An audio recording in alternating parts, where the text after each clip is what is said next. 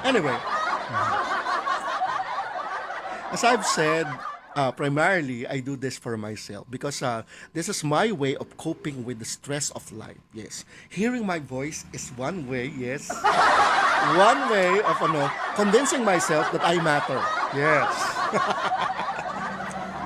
Dati kasi nun, ayun ko, before this platform, whenever I am on my own, I really sing. Yes, I make it a point to sing.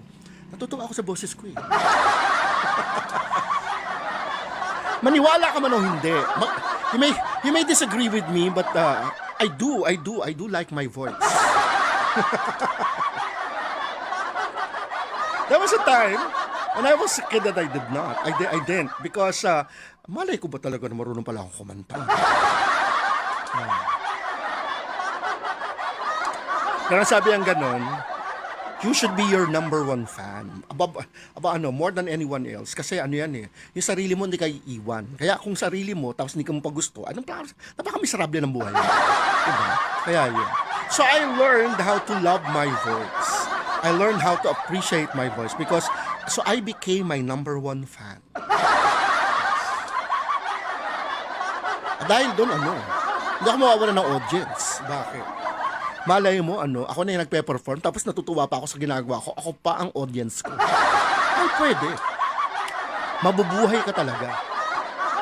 Nothing will ever put you down. Yes, because you are never alone. You are with yourself. Yes.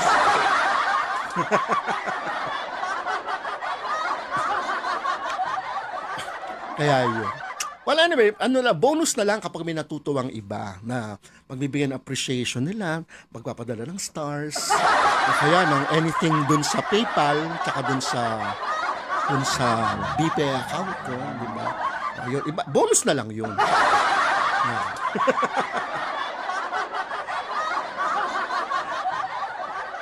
Siguro magtataka kayo. Alam mo, padalang ko sarili sarili kong BPI.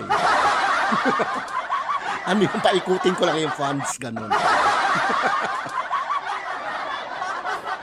Okay, anyway. Well, allow me to sing another